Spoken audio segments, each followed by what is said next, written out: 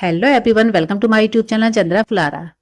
Friends, आज मैं आपको बताने वाली हूँ रिफ्रेश जो हम ऑप्शन का यूज करते हैं, क्यों करते हैं, किस लिए करते हैं, इसको करने से हमारे क्या फायदे हैं, ना करने से क्या नुकसान है, यही सब मैं आज आपको बताने वाली हूँ।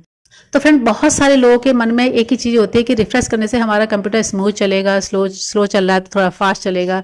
ये ऐसा नहीं होता है। हम रिफ्रेश क्यों करते हैं, यही मैं आज आपको बता रही हूँ।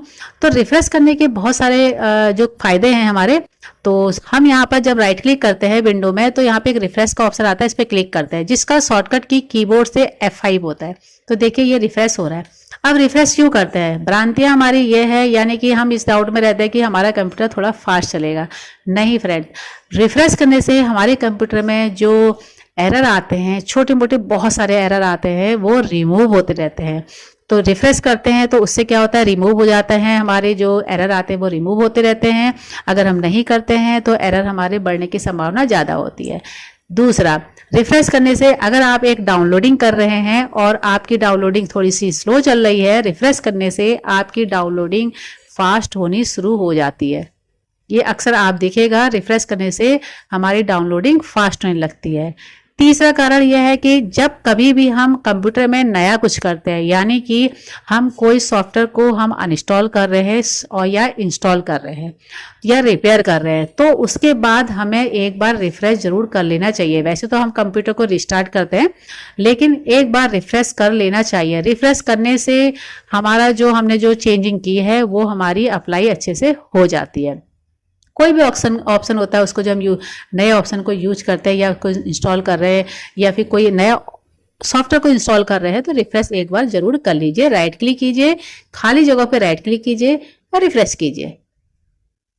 चौथा रीजन, रिफ्रेश करने से हमारे कंप्यूटर में टेम्परेरी फाइलें बहुत बनती है। फ्रेंड्स, बहुत से बच्चों को क्या, बहुत से कंप्यूटर यूज करने वाले को तो पता ही नहीं होता कि टेम्परेरी फाइलें हमारे कंप्यूटर में कितनी बनती हैं।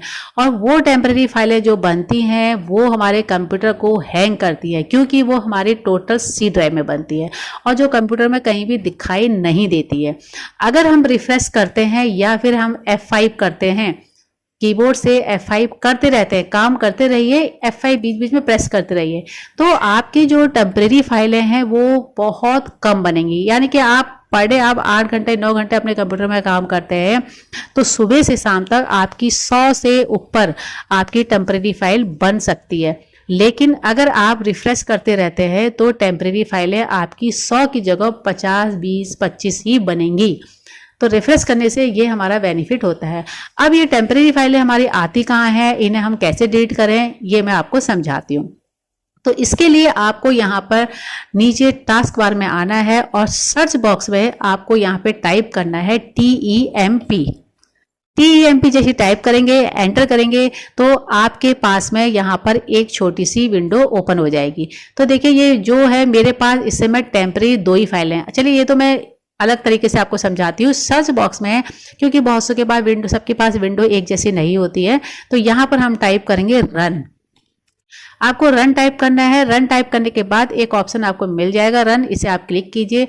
नीचे देखिए रन में यहाँ पर एक छोटा सा बॉक्स, सर्च बॉक्स खुल के आ गया। इसमें टाइप करेंगे आप TEMP टेम्प और ओके करेंगे जैसे, तो आपकी जितनी भी टेम्परेरी फाइलें हैं वो सारी यहाँ पर आपकी शो करने लगेंगी। अब ये सारी यूजलेस है, एक भी काम की नहीं है। जो आपको लगेगा कि मेरे काम की है, एक भी काम की नहीं होती है और ये यूजलेस होती हैं। और ये हमारे जो हार्ड डिस्क है, इसमें स्टोरेज को बेमतलब में स्टोरेज घेरी रहती है, यानी स्टोरेज को बढ़ाती है। और जब स्टोरेज बढ़ जाएगी, गिर जाएगी, कंप्लीट हो जाएगी, हमारे ड्राइव में जगह ही नहीं होगी, तो हमारा कंप्यूटर तो हैंग करेगा ही करेगा। तो इसको हम क्या करते हैं, ऐसे सेलेक्ट करके एक साथ में या एक एक करके भी आप कर सकते हैं। तो एक एक करके जब करेंगे, ऐसे क्लिक कीजिए और डिलीट कर दीजिए, और एक एक क्लिक कीजिए, डिलीट कर दीजिए। और नहीं तो आप एक साथ में सेलेक्ट कीजिए और इसको एक बार में ही कीबोर्ड से डिलीट कर दीजिए। देखिए कंटिन्यू मैं कर रही हूँ, तो यहाँ पर फाइल मेरी सारी डिलीट हो चुकी हैं। अब ये सारी फाइलें मेरी कहाँ चले गई, रिसाइकिल बिन में। इसे हम कैंसिल कर देते हैं और यहाँ पे हमारा बिल्कुल खाली हो चुका है। फिर से आपको सर्च बॉक्स में जाना है, 2 बार जाना है, रन टाइप करना है, ध्यान से देखिएगा, रन टाइप करना है, जो हर विंडो में रन आपको शो करेगा। उसके बाद यहाँ पर आपको परसेंटेज लगानी है, शिफ्ट दबा के 5 नंबर की जो की होती है उसके ऊपर परसेंटेज का हमारा वो होता है, सिंबल होता है। अब मैंने पहले से टाइप किया था तो इसलिए मैं ले लेती हूँ। और फिर TMP लिखना है, फिर परसेंटेज से इसको क्लोज कर देना, यानी कि आगे और पीछे परसेंटेज का आपको सिंबल लगाना है, बीच में TMP लिखना है, ओके करना है। ओके करेंगे तो फिर से आपको देखिए यहाँ पर मैंने कल से या 2-3 दिन से डेट नहीं की थी, तो देखिए 203, यानी कि टेम्प में 10 आइटम थे, यहाँ पे 203 आइटम है। और 203 आइटम को मैं एक साथ में यहाँ पर इस तरह से जितनी मुझसे सिलेक्ट हो रही है मैं सारी की सारी सिलेक्ट कर देती हूँ और कर देते हैं डिलीट। डिलीट कर देते हैं। देखिए डिलीट करते ही सारी 101 आइटम जो हैं मेरे अभी डिलीट हो रहे हैं, और जो नहीं हो रही हैं उसे हम स्किप कर देते हैं, और जो नहीं हो रही हैं उनको फिर से हम दोबारा से सिलेक्ट करते हैं। और एक बार और फिर से मैंने सिलेक्ट कर लिया, और पूरा ऊपर तक मैंने पूरे के टोटल आइटम, या Ctrl+A भी आप कर सकते हैं। सिलेक्ट ऑल का शॉर्टकट होता है Ctrl+A, और डिलीट कर देते हैं। डिलीट करने के बाद फिर से हम इसको कंटिन्यू कर देते हैं, या फिर स्किप भी कर सकते हैं। तो जितनी फाइलें हमारी डिलीट होनी होती है वो हो जाएंगी, और जितनी नहीं होनी होती हैं वो रह जाएंगी। और ये क्यों रह रही हैं? क्योंकि ये कल आपकी या 1 घंटे बाद, 2 घंटे बाद, शाम तक डिलीट हो जाएंगी। ऐसा नहीं है कि ये डिलीट नहीं होगी। अगर आप इसको एक एक करके डिलीट करना चाहें तो भी कर सकते हैं, लेकिन ये डिलीट नहीं होगी। तो ये 2-3 घंटे बाद डिलीट हो जाएगी। अब फ्रेंड्स इसमें कोई परेशान होने वाली बात नहीं है, ये सब डिलीट हो जाती हैं। अब इसको मैं बंद कर देती हूँ। अब देखिए फ्रेंड, हम फिर से एक बार रिफ्रेश कर लेते हैं। अब हमने ये जो फाइलें डिलीट की हैं ये सारी कहाँ गई? सारी रिसाइकिल बिन में चले गई। तो रिसाइकिल बिन से भी तो हमें डिलीट करनी है। यहाँ से हम रिसाइकिल बिन से इसको रिसाइकिल बिन ओपन करते हैं, और यहाँ से भी इसको डिलीट कर देते हैं। तो रिसाइकिल बिन को हम राइट क्लिक करके पहले रिफ्रेश करके रिसाइकिल बिन खोलते हैं। देखिए सारी फाइलें यहाँ आ गई हैं। तो टेम्परेरी फाइलें डिलीट करने का हमारा कोई फायदा तो हुआ नहीं, तो हम इनको भी सारी यहाँ से डिलीट कर लेंगे। अगर हम यहाँ से डिलीट नहीं करते हैं तो हार्ड डिस्क में हमारा स्पेस उतना का उतना ही रह जाएगा जितना कि पहले था। तो इसलिए यहाँ से भी आपको डिलीट करना जरूरी है। तो सारी फाइलें मैं यहाँ से एक एक करके 294 आइटम मेरे यहाँ से डिलीट हो रहे हैं। देखिए सारे के सारे मैंने डिलीट कर दिए। अब सोचिए जो कभी टेम्परेरी फाइलें डिलीट नहीं करता तो उसके कंप्यूटर में कितनी सारी टेम्परेरी फाइलें होंगी।